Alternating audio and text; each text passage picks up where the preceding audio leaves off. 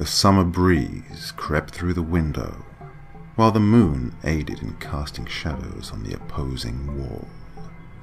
Her forehead creased in disapproval of his touch against the skin of her arm. He knew this without having to glance upon her face, for he had seen the disapproval on it too many times before. Even in her sleep, she frowned. But even the frown did not deter him from caressing her further. All he could think about was her smiling face in different backdrops.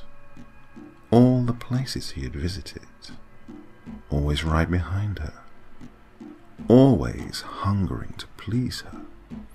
Now here she was, by his side, his beloved, resting on a bed within his grasp.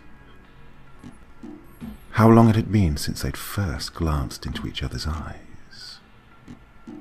Her coffee-coloured glaze had been glossy from crying. The bags under her eyes told him that she had missed out on far too much sleep. It was a sunny day, one that had not held any signs of ill portent. However, to this angelic creature, the world had just ended.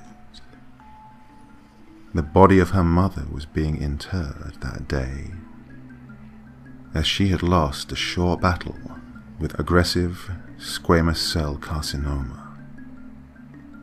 She stepped to the opening that her mother's body now lay in, and dropped a single daisy within. He knew she had to be his now deceased patient's daughter, because her facial features were too similar. It was almost like looking at a younger version of her mother. As she was about to turn away, she glanced up for a second. Just a split second. That was all it took. He smiled at her confidently. Whether she noticed or not, he still did not know. If her mother had been healthier, he may have fallen in love with her first.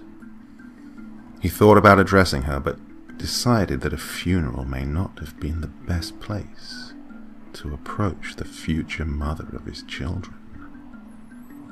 He found a way into her life by casually running into her at a favorite restaurant, thanks to her Yelp reviews. That was where she finally noticed him. With the same confident smile, he approached her while she sat alone, eating a shrimp tempura roll during her lunch break. The rest was history. Hawaii, Paris, Denver. Even after her move from New York to California, he did not mind leaving behind his medical practice for her.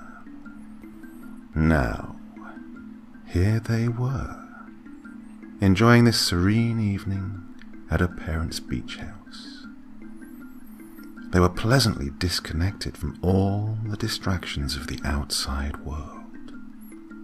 She was all his, and he was all hers. After all this waiting and chasing, there was no cell phone, no computer, nor husband that would interrupt them. He made sure of that. He would please her, no matter the cost. Never mind the mess he'd made while trying to make everything perfect for their special night together. He would dispose of the dead body of her husband lying by the bedside in the morning. He didn't want to give her more reasons to crease her forehead, and he sure as hell would scrub all of the blood spatter from the wall paneling. "Stop it.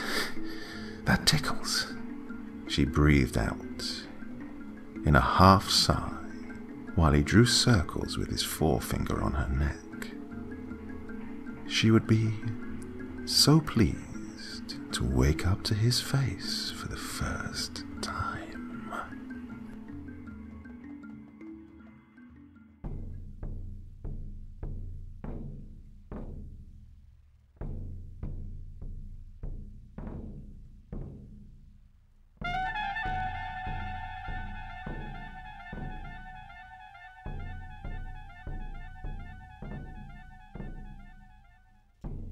Hey there. Thank you so much for taking the time to drop by and listen to this story today. It really means a lot to me. I put a lot of time and effort into making these videos, so it's nice to know that there's someone out there listening. Do me a little favor, would you? Click that like button, leave a comment, and if you really feel like it, why not subscribe too? Okay, happy tales everyone. See you soon.